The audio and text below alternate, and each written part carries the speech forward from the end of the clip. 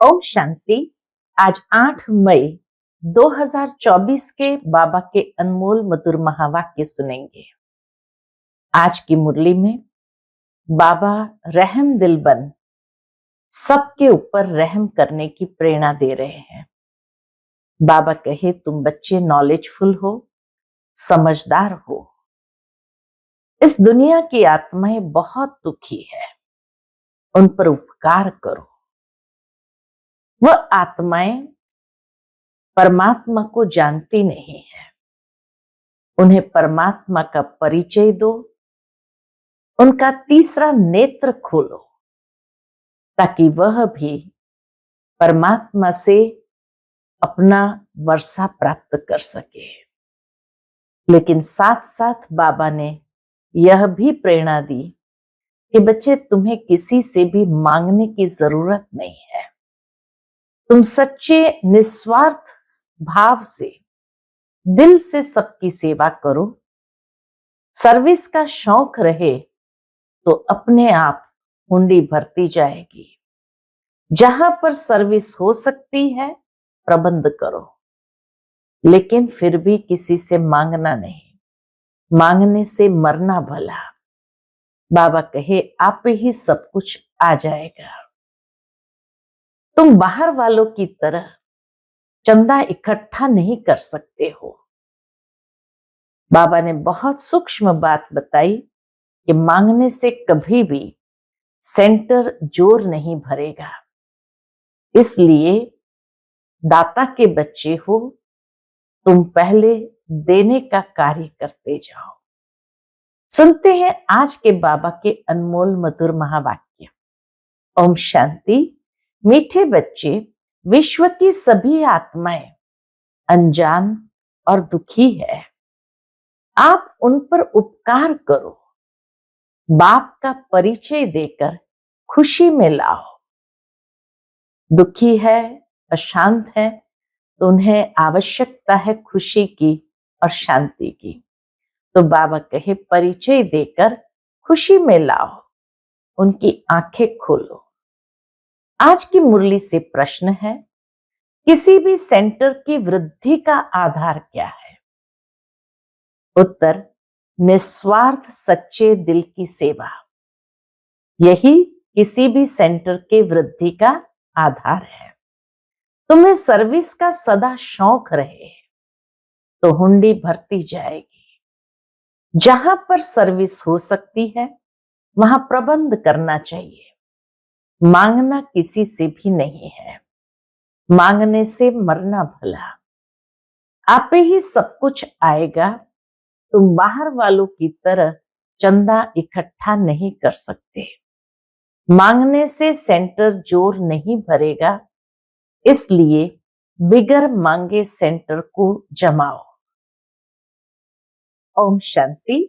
रूहानी बच्चे यहां बैठे हैं। बुद्धि में यह ज्ञान है कैसे शुरू में हम ऊपर से आते हैं। बाबा कहे, तुम बच्चों को सारे चक्र का ज्ञान है कैसे शुरू में हम ऊपर से आते हैं। जैसे विष्णु अवतरण का एक खेल दिखलाते हैं। दुनिया में कई नाटक बने हैं, मूवीज बनी है विष्णु अवतरण। तो बाबा कहे, जैसे विष्णु अवतरण का एक खेल दिखलाते हैं। विमान पर बैठकर फिर नीचे आते हैं। अभी तुम बच्चे समझते हो अवतार आदि जो कुछ दिखलाते हैं वो सब रॉन्ग है। ऐसे कोई विमान में बैठकर ऊपर से आते नहीं। अभी तुम समझते हो हम आत्माएं असल में कहाँ के रहने वाले हैं, कैसे ऊपर से फिर यहाँ आते हैं, कैसे 84 जन्मों का पाठ बजाते पतित बनते हैं, अभी फिर बाप पवित्र बनाते हैं। यह तो जरूर तुम स्टूडेंट्स की बुद्धि में होना चाहिए। 84 का चक्र हम कैसे लगाते हैं, ये स्मृति में रहना चाहिए। बाप ही समझाते हैं तुम कैसे 84 जन्म लेते हो। कल्प की आयु को लंबा चौड़ा टाइम देने कारण इतनी सहज बात भी मनुष्य समझते नहीं है। इतना लंबा टाइम दे दिया कल्प को, तो बातें समझ में ही नहीं आती है। इसलिए ब्लाइंड फेथ कहा जाता है। जो भी और धर्म है वह कैसे स्थापन होते हैं, यह भी तुम्हारी बुद्धि में है।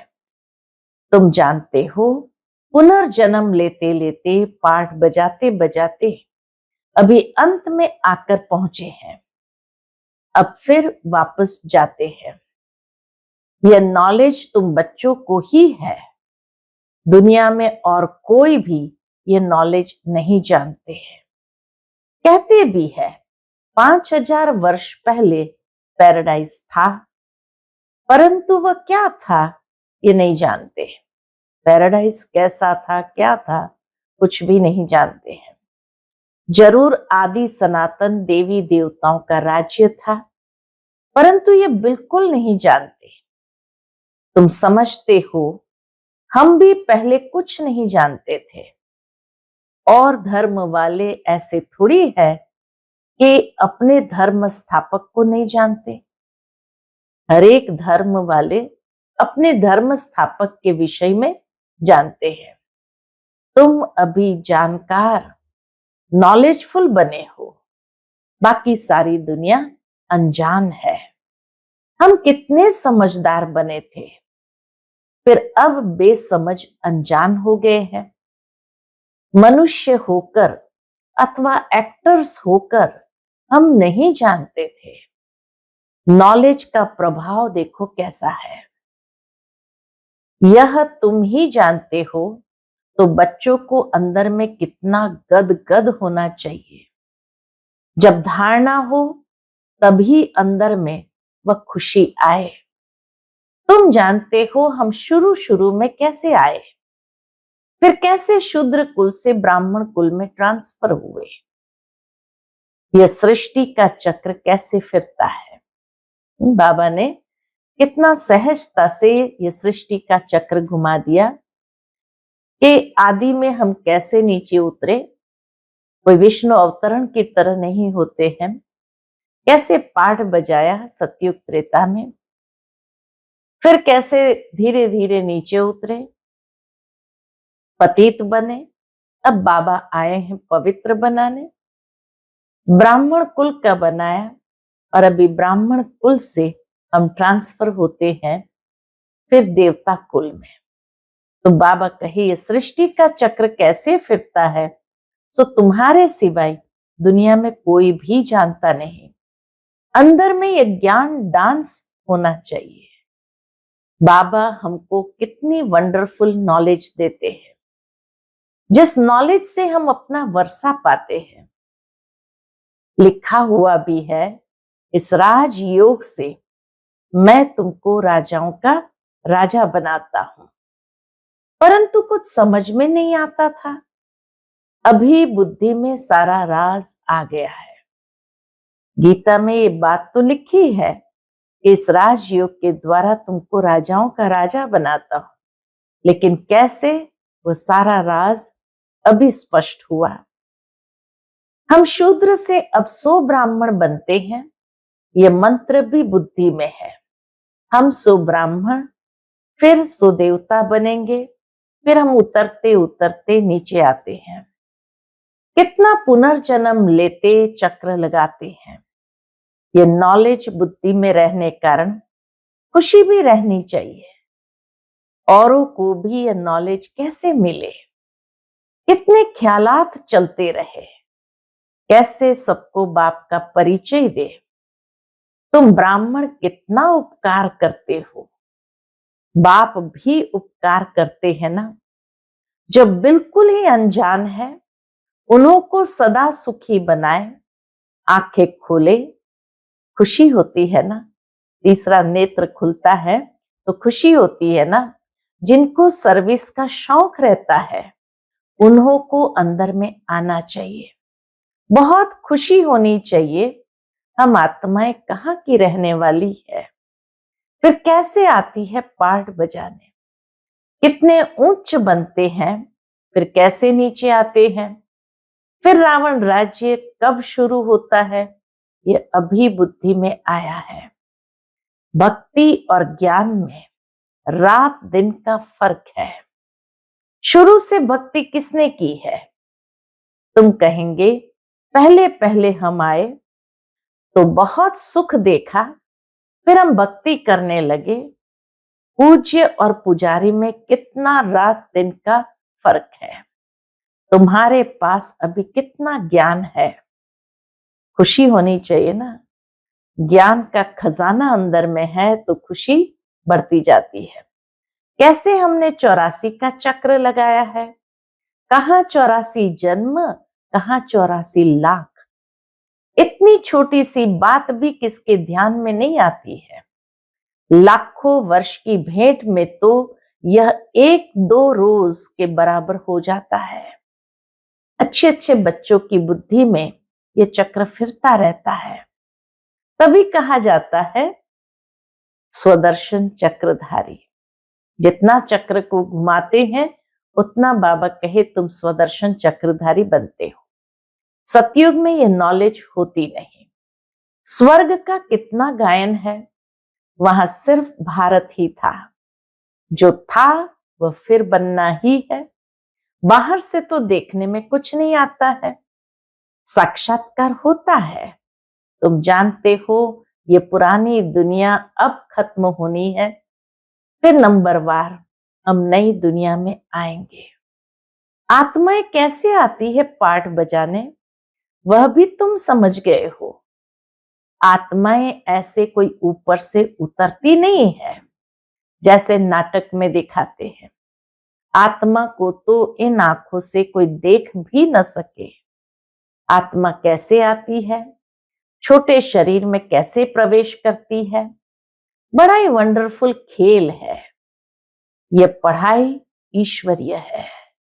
हम बाबा कहे ये सारी पढ़ाई ईश्वरीय है। इसमें दिन रात ख्यालात चलने चाहिए।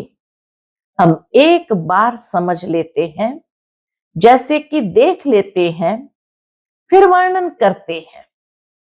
आगे जादू वाले लोग बहुत चीजें निकाल दिखाते थे। बाप को भी जादूगर, सौदागर, रत्नाकर कहते हैं ना। बाबा को भी जादूगर, सौदागर, रत्नाकर कहते हैं ना। आत्मा में ही सारा ज्ञान ठहरता है। आत्मा ही ज्ञान सागर है। बल कहते हैं परमात्मा ज्ञान सागर है, परंतु वह कौन है, कैसे वह जादूगर है, ये किसको भी पता नहीं है। आगे तुम भी नहीं समझते थे। अभी बाप आकर देवता बनाते हैं। अंदर में कितनी खुशी होनी चाहिए। एक एक ज्ञान के रहस्य को समझते हुए बाबा कहे कितनी खुशी होनी चाहिए। एक बाप ही नॉलेजफुल है, हमको पढ़ाते भी है। यह सिर्फ तुम बच्चे ही जानते हो। यह दिन रात अंदर में सिमरन चलना चाहिए। यह बेहद के नाटक का नॉलेज सिर्फ एक बाप ही सुना सकते हैं और कोई सुना न सके। बाबा ने देखा थोड़ी है, परंतु उनमें सारी नॉलेज है। बाबा ने कोई विष्णु अवतरण का नाटक देखा थोड़ी है, लेकिन बाबा कहे बाबा में सारी नॉलेज है। बाप कहते हैं मैं सतयुग त्रेता में तो नहीं आता हूं, परंतु नॉलेज सारी सुनाता हूं। वंडर लगता है ना।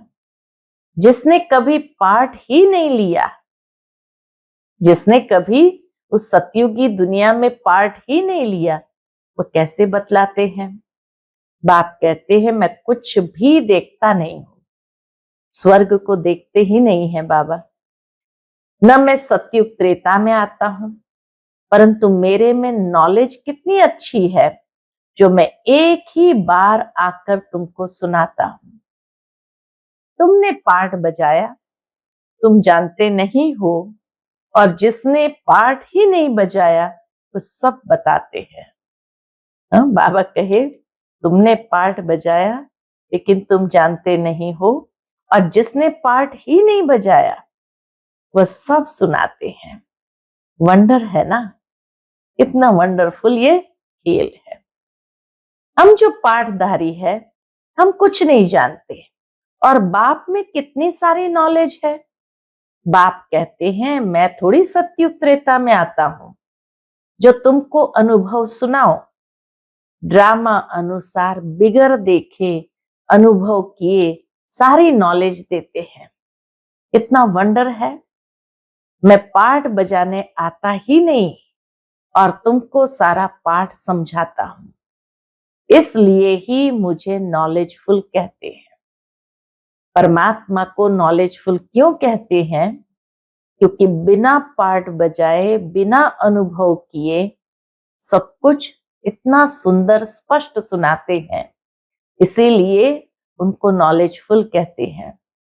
तो बाप कहते हैं अब मीठे मीठे बच्चों, अपनी उन्नति करनी है तो अपने को आत्मा समझो। यह है खेल। तुम फिर भी ऐसे ही खेल करेंगे, देवी देवता बनेंगे, फिर अंत में चक्कर लगाए मनुष्य बनेंगे। वंडर खाना चाहिए ना। बाबा में ये नॉलेज कहां से आई? उनको कोई गुरु भी नहीं है, परमात्मा को कोई गुरु भी नहीं है, उनको तो कोई गुरु भी नहीं है।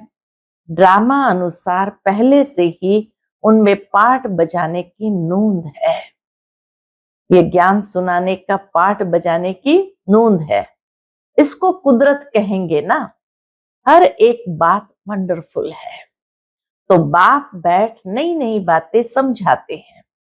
ऐसे बाप को कितना याद करना चाहिए। 84 के चक्र को भी याद करना है। ये राज भी बाबा ने ही समझाया है। फिर और कौन सा राज बताया? विराट रूप का चित्र कितना अच्छा है। जो लक्ष्मी नारायण अथवा विष्णु का चित्र बनाते हैं वही दिखाते हैं हम कैसे 84 जन्मों में आते हैं। हम सुदेवता, फिर क्षत्रिय, वैश्य, फिर शूद्र। ये सिमरण करने में क्या कोई तकलीफ है? बाबा पूछते हैं ये सिमरण करने में क्या कोई तकलीफ है? बाप है नॉलेजफुल, कोई से पढ़ा थोड़ी है, न शास्त्र आदि ही पढ़ा है। बिगर कुछ भी पढ़े, बिगर गुरु किए इतनी सारी नॉलेज बैठ सुनाए, ऐसा तो कभी देखा नहीं। ऐसा तो इस संसार में कोई देखा नहीं। अनेक गुरु महात्माओं को भी कितने शास्त्र पढ़ने पड़ते हैं। बाप कितना मीठा है। भक्ति मार्ग में कोई किसको मीठा समझेंगे। जिसको जो आता है उनकी पूजा करने लग पड़ते हैं। कोई विष्णु को मीठा समझेंगे, कोई कृष्ण को मीठा समझेंगे, तो भक्ति मार्ग में कोई किसको मीठा समझेंगे। जिसको जो आता है उनकी पूजा करने लग पड़ते हैं। बाबा बैठ सब राज समझाते हैं। आत्मा ही आनंद स्वरूप है, फिर आत्मा ही दुख रूप छीछी बन जाती है। भक्ति मार्ग में तो कुछ भी तुम नहीं जानते थे। मेरी कितनी महिमा करते हैं परंतु जानते कुछ भी नहीं। यह भी कितना वंडरफुल खेल है। ये सारा खेल बाबा ने समझाया है। इतने चित्र सीढ़ी आदि के कभी देखे भी नहीं है। अब देखते हैं, सुनते हैं तो कहते भी है ये ज्ञान तो यथार्थ रीति है, परंतु काम महाशत्रु है, इस पर जीत पानी है। खाली नॉलेज आ जाना ही काफी नहीं है, लेकिन उस नॉलेज को धारण करना अर्थात काम महाशत्रु पर जीत पानी है। तो ये सुनकर ढीले पड़ जाते हैं। तुम कितना समझाते हो, समझते ही नहीं।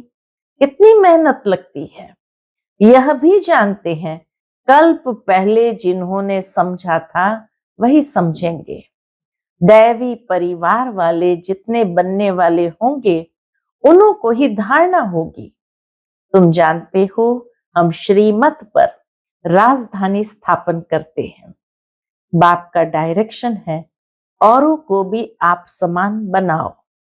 बाप सब ज्ञान सुना रहे हैं, तुम भी सुना रहे हो, तो जरूर ये शिव बाबा का रथ भी सुना सकता होगा, परंतु अपने को गुप्त कर देते हैं। ब्रह्मा बाबा इतना निर्माण कि सब कुछ जानने के बावजूद भी अपने को गुप्त कर देते हैं। तुम शिव बाबा को ही याद करते रहो। और क्या कहते? बस शिव बाबा को याद करते रहो। इनकी तो उपमा महिमा भी नहीं करनी है। सर्व का सदगति दाता, माया की जंजीरों से छुड़ाने वाला एक ही है। बाप कैसे बैठ तुमको समझाते हैं, यह तुम बच्चों के सिवाय और कोई को भी पता नहीं है। मनुष्य यह भी नहीं जानते कि रावण क्या चीज है। हर वर्ष जलाते ही आते हैं। एफिजी तो दुश्मन का बनाया जाता है ना। तुमको अभी पता पड़ा है कि रावण भारत का दुश्मन है, जिसने भारत को कितना दुखी कंगाल बना दिया है। सभी 5 विकारों रूपी रावण के पंजे में फंसे हुए हैं। बच्चों को अंदर में यह आना चाहिए, कैसे औरों को भी रावण से छुड़ाए। बाबा कहे ये भावना अंदर में आनी चाहिए। सर्विस हो सकती है तो प्रबंध करना है, सच्चे दिल से, निस्वार्थ भाव से सेवा करनी है। बाबा कहते हैं ऐसे बच्चों की हुंडी मैं सकारता यानी भरता हूं। जो सच्चे दिल से निस्वार्थ भाव से सेवा करते हैं, बाबा उनकी हुंडी आप ही भरते हैं। ड्रामा में नूंद है, सर्विस का अच्छा चांस है, तो इसमें पूछने का भी नहीं रहता। बाप ने कह दिया है सर्विस करते रहो, मांगो कोई से भी नहीं, मांगने से मरना भला। आप ही तुम्हारे पास आ जाएगा। मांगने से सेंटर इतना जोर नहीं भरेगा। बिगर मांगे तुम सेंटर जमाओ, आप ही सब आता रहेगा। उसमें ताकत रहेगी। जैसे बाहर वाले चंदा इकट्ठा करते हैं, ऐसे तुमको नहीं करना है। मनुष्य को तो कभी भगवान नहीं कहा जाता। ज्ञान तो है बीज। बीज रूप बाप बैठ तुमको ज्ञान देते हैं। बीज ही नॉलेजफुल है ना। वह जड़ बीज तो वर्णन कर नहीं सकेंगे। तुम वर्णन करते हो, सब बातों को समझ सकते हो। इस बेहद के झाड़ को कोई भी समझते नहीं है। तुम अनन्य बच्चे जानते हो, नंबरवार पुरुषार्थ अनुसार। बाबा कहे इस बेहद के झाड़ को तुम अनन्य बच्चे ही जानते हो, नंबरवार पुरुषार्थ अनुसार। बाप समझाते हैं माया भी प्रबल है। माया कोई कमजोर नहीं है, प्रबल है। कुछ सहन भी करना पड़ता है। कितने कड़े कड़े विकार है। अच्छे अच्छे सर्विस करने वालों को चलते चलते ऐसी माया की चमाट लग जाती है, कहते हैं हम तो गिर गए। सीढ़ी ऊपर चढ़ते चढ़ते नीचे गिर पड़ते हैं, तो की कमाई सारी चट हो पड़ती है। दंड तो जरूर मिलना चाहिए। बाप से प्रतिज्ञा करते हैं, ब्लड से भी लिख कर दिया, फिर भी गुम हो गए। बाबा पक्का करने लिए देखते भी है। इतनी युक्तियां करते हुए भी फिर दुनिया के तरफ चले जाते हैं। कितनी युक्तियां बाबा बताते हैं, फिर भी कहीं न कहीं हार खाते हुए दुनिया के तरफ चले जाते हैं। कितना सहज समझाते हैं। पाठधारी को अपने पाठ का ही सिमरण करना चाहिए। अपना पाठ कोई भूल थोड़ी सकता है। बाप तो रोज रोज भिन्न भिन्न प्रकार से समझाते रहते हैं। तुम भी बहुतों को समझाते हो, फिर भी कहते हैं हम बाबा के सन्मुख जाए। बाप का तो वंडर है, रोज मुरली चलाते हैं। वह है निराकार, नाम रूप देश काल तो है नहीं। हाँ? मनुष्य तो कह देते निराकार माना नाम रूप देश काल तो है नहीं, फिर मुरली कैसे चलाएंगे? अगर नहीं है तो मुरली कैसे सुनाएंगे? वंडर खाते हैं फिर पक्के होते हैं, फिर पक्के होकर आते हैं। पहले वंडर खाएंगे फिर पक्के होकर आते हैं। दिल होता है ऐसा बाप वर्षा देने आए हैं, उनसे मिले। इस पहचान से आकर मिले तो बाप से ज्ञान रत्न धारण कर सके, श्रीमत को पालन कर सके। बाबा को यथार्थ रीति समझते हुए जब बाबा के पास आते हैं तो ज्ञान रत्न की भी धारणा होती है और श्रीमत पर चलना भी आसान होता है। अच्छा, मीठे मीठे सिकिलदे बच्चों प्रति माता पिता बाप दादा का याद प्यार और गुड मॉर्निंग। रूहानी बाप की रूहानी बच्चों को नमस्ते। हम सभी रूहानी बच्चों की रूहानी माता पिता बाप दादा को याद प्यार, गुड मॉर्निंग और नमस्ते। नमस्ते, शुक्रिया बाबा, शुक्रिया। आज की मुरली से धारणा के लिए मुख्य सार है। पहली पॉइंट, ज्ञान को जीवन में धारण कर खुशी में गदगद होना है। वंडरफुल ज्ञान और ज्ञान दाता का सिमरण कर ज्ञान डांस करना है। दूसरी पॉइंट, अपने पार्ट का ही सिमरण करना है, दूसरे के पार्ट को नहीं देखना है। माया बड़ी प्रबल है, इसलिए खबरदार रहना है। अपनी उन्नति में लगे रहो, सर्विस का शौक रखो। आज का बाप दादा का मधुर वरदान हम बच्चों के प्रति है, अच्छाई पर प्रभावित होने के बजाय उसे स्वयं में धारण करने वाले परमात्मा स्नेही भव। अच्छाई पर प्रभावित होने के बजाय उसे स्वयं में धारण करने वाले परमात्मा स्नेही भव। अगर परमात्मा स्नेही बनना है तो बॉडी कॉन्शियस की रुकावटों को चेक करो। बॉडी कॉन्शियसनेस की रुकावटों को चेक करो। कई बच्चे कहते हैं ये बहुत अच्छा या अच्छी है, इसलिए थोड़ा रहम आता है।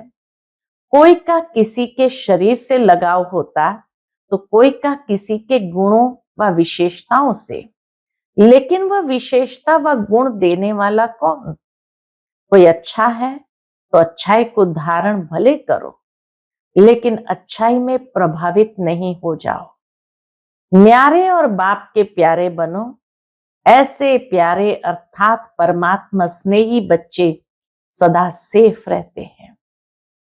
आज का स्लोगन है, साइलेंस की शक्ति इमर्ज करो तो सेवा की गति फास्ट हो जाएगी। साइलेंस की शक्ति इमर्ज करो तो सेवा की गति फास्ट हो जाएगी।